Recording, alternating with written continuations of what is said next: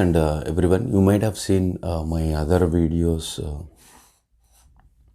that is a 60 days clock for a laid off H-1Bs and 90,000 H-1Bs laid off, that is Telugu version and English version. So what I would like to caution in this video is what happens if you hit a project within the 60 days. Scenario, I'm giving different scenarios I will present. One scenario or the 10 steps formula I gave is market your resume, aim for client. If you aim for consultancy, you will sit in consultancy for 1 year and you will become a sex slave to the consultancies. I'm telling you. Take it for my words granted. And market your resume, aim for client. Okay, then client interview is cleared. So don't wait for 1 or 2 interviews. Continuously attend. So you have to tell me only when you hit a project by email or call. Next, after the client interview, you accept client offer. First come, first basis. Sir, can I take $120 an hour offer? Or can I take $35 an hour offer? No, we don't wait. This time is very bad. Otherwise also I always say first come, first basis. Accept on first come, first basis. Don't wait. Then next, send a notice to your current employer or your laid off employer. I'm telling you, just send an email no matter what. And then new employer will trigger the paperwork. And then I call it as client, vendor, body shop, CVB model, whatever it is. Then your employer will file H-1B petition. Here, unfortunately, the government has no clarity. U.S.C will say something, Department of Labor says something. For example, U.S.C will say employer must pay. Department of Labor say employee can have a chance or a choice to pay H-1B premium. But if you ask me honestly, because USA clients never charge single dollar note, you are seeing it, from employees, from the H-1B applicants, from the H-1B aspirants, then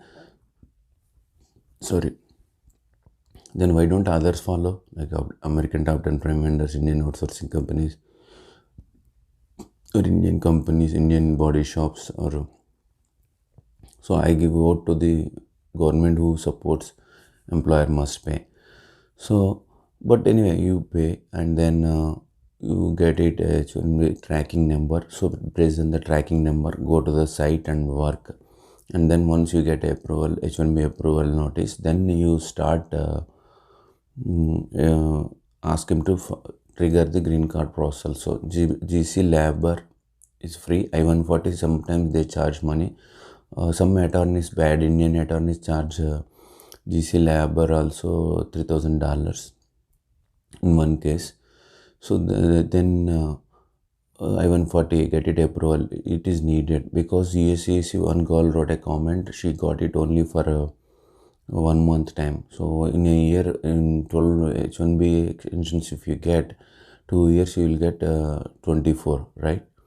Unless you have I-140 approval, they may not extend, right?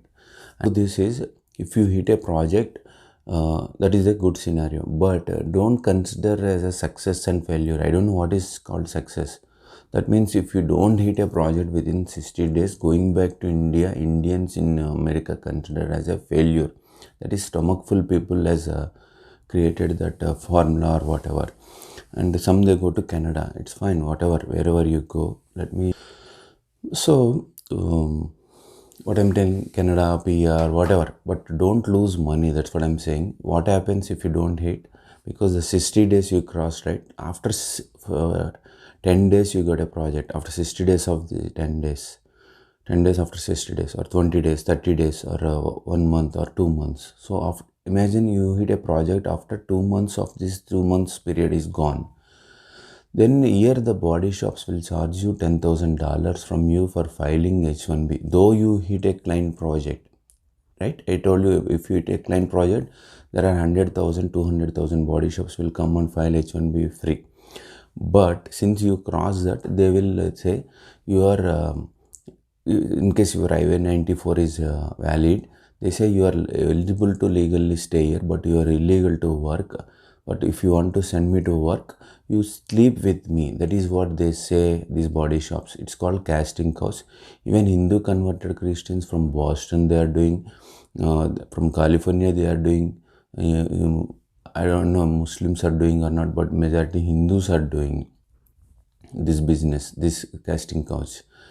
So they'll say sleep, because you can't complain to anybody, right? You can complain, but you won't, because their casting couch is nothing but people think that Indians, it is only film industry. No, anybody in a position who has an opportunity to provide but still exploiting you is called casting couch, right? It might be body shops owners also, women are there, so they ask men also to sleep. So you go for casting course, okay? You will go because you don't like to go to India. That is where I'm saying after 60 days, if you cross, you will see hell here and casting course, especially for women on H-1B. That's why somebody text me saying that their friends in US on H-1B women are falling into depression. H4 carrying 8th month, 9th month are in depression because husband lost projects and all. Life is important. If you ask me honestly, life is important. That means hope is important, life is important.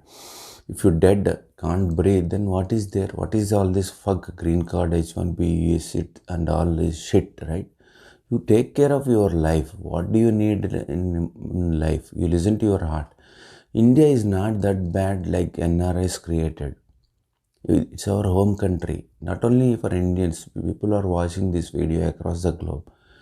We should never hesitate, we should never think to go back to India or our home countries, because we all came from poverty to America for dollars and to become rich, and we should not think of hesitate to go back to India. This is what my recent friends also used to tell, but some are hypocrites. That's fine.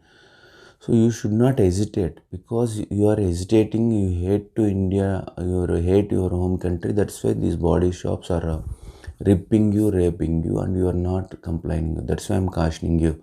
What happens is, in scenario one body shop in Boston, Hindu converted Christian fellow asked a woman to sleep. They enjoyed with her for 2 months. Then they took $10,000. $10,000 is not needed. H-1B filing fees is 5,600. Even the topmost Indian firms here, I don't give a shit to top go to Indians, but still anyway, because market is giving, they charge only, they don't even charge $2,000. So these guys will say attorney fees $2,000, H-1B fees say 8,000 something. You will believe, or you will give, because you don't like to go back to India. That is point one. Point two, so they ask you to do a casting couch. So you do it because you don't like to go back to India. Three, this fucker will give a resume to his spouse company, or put his spouse as a layer or girlfriend as a layer. So you have one body shop, you have one layer, and that layer fucker give another girlfriend. Like that, 8, 9 layers will be formed, because you are staying that 60 days extra. So everybody in the chain knows that you are working illegally. So these fucker will inform to the client saying that some ex-Kumari or a Bharati is working illegally there. So they will try to rip you, rape you, murder you. That is their intention, because you stayed extra 60 days. Do you think America is not aware? People may ask this question, right? Like, for example, in India, Gujarat, when Modi was chief minister, 10,000 Muslims were killed by Hindus. It is out of context, but example I'm giving. What is police doing? What is the Gujarat High Court doing? What is Supreme Court is doing? Same thing here also. So here actually Indians are ripping each other. Should not use, but we are all cheap labor. We are using ripping each other, and attorneys are two types, one good and bad. The good guy will support you, the bad guy support the criminals. I have a lots of shit at bad attorneys letters. I don't give fuck to these bad attorneys and bad body shops. I don't give. That's why when somebody wrote yesterday, I will unsubscribe. You fuck, man, you don't need to tell me when you unsubscribe, say, idiot. So this is in the support of H-1Bs. I'm cautioning them. So don't do those kind of things. Don't fall. You love your country, you love your parents. No matter even if you bought a house here, fuck, just go. Because if you commit crime in America, nobody can save you. God also cannot save you if God exists. But if you have 500k loan, 500k house, whatever, you can everything leave at airport. You can. It's a going back to India is a 5 minute job. Just sit online, buy a ticket, pack your stuff, and go. If you look at my experience, I told several times, I quit US 2009, 2011, 2014, 2015, 2017, 2018, right? So life is important. On this planet, nothing is permanent. See, you have seen how many people are dying in America with COVID-19. So what is guaranteed in 60 days? Somebody wrote a comment yesterday, sorry, I'm following your plan, I'm not getting calls. So you should not tell me. Applying job is your job. So if you cannot do it, go back to India and sell bhaji, peanuts in the railway stations, or like my Ravi said, or go to India and do agriculture. That is what 60 days is. The 60 days is U.S.C has not given. It's a goodwill by President of Trump. President of U.S. Mr. Trump has given that. Earlier it is 2 weeks subject to correction during Obama's time. If no project go. So now come to the Americans who are watching this video, American displaced, American unemployed, American frustrated. So do you target H-1Bs, or do you target body shops, or do you target outsourcing companies? Do you target American prime vendors? Do you target American clients, or do you target American government for allowing this mess, slavery, sex, slavery, casting couch? Whom do you target? We are all H-1B is 3 million, or some Telugu channels are 40 million. We are slaves, sex slaves, for example. We go to Africa, we go to Canada, we go to somewhere else. But you have to address the problem, right? You have to do the root cause analysis. Jay or anybody, somebody named by Jay is writing comments. Daily is writing saying that targeting H-1Bs. You should not target H-1Bs. You have to do a root cause analysis. I'm only just cautioning my H-1B brothers and sisters. Don't fall into depression, especially women on H-1B. Don't stay after 60 days, because like I said, casting couch will be done by these body shops. I'm not saying all are bad, but majority they do. They did, and they have been doing successfully, because we Indians do not respect laws and immigration laws, right? And you will pay at any cost because you don't like to go back to India. This is what going to happen after 60 days. I'm just cautioning you as your brother, uncle, whatever you feel. Try to pack and leave on 61st day or even 60th day, in case if you haven't hit any project, because after that you lose $10,000 to this bloody fucker body shops, and then you lose character by sleeping with them, and all the layers eat your money. The layers do not pay. One fucker is a motherfucker, I can say, because he eloped with a girl during his 10th grade, and the father get him married because that is the Indian karma system.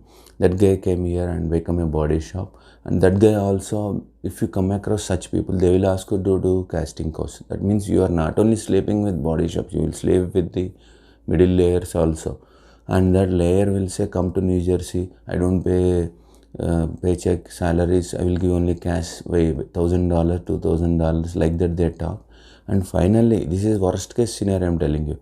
So finally what happens, U.S.C will give a RFE, request for evidence, saying that you don't have paycheck, you exit the country. You may go to Canada or Mexico is easy, right? You don't need a visa to go to Mexico. Then what happens? Well, you have to die with heart attack or lot of immigration stress, because return is not guaranteed. So then what do? Luckily, if you get a visa, you will return from Mexico. If you don't get, then Mexico to India, I don't know whether flight is there or not. So then you will come back. Then from then, how many? Already 2 months overstayed. 2 months, after 2 months you get a project, 4 months. All this exercise, because U.S.C is damn slow, like our Indian government, take 2 to 3 months, 5 months, or maybe take worst case 6 months. So 6 months you have to pay rent or house mortgage, no salary, and all, and you after you come back, but you are already working for last 2 months. But this body shop or motherfucker body shop, middle layer, or this body shop, or whatever the caste, religion they are, any religion, they are fuckers because they want your money. This is worst case scenario I'm explaining you at the cost of my time and life. So then they take this all your 2 months salary. But for example, your family is living in New Jersey, you have a house there, but you got a project in Ohio, or maybe what is the other state? So little far, Virginia. So you are commuting and all, being a woman, and then they take 2 months salary. They don't pay any money per diem and all. So how much money do you lose? At least $10,000 to $30,000 you lose. After this, when you ask green card, they will ask $50,000. So you lose $80,000 because you lose a project. So even a beggar in India living happily. I saw yesterday one video. Beggars are happily sleeping, and then some MLA, some politicians and police giving the food. They are happy because though they don't have anything.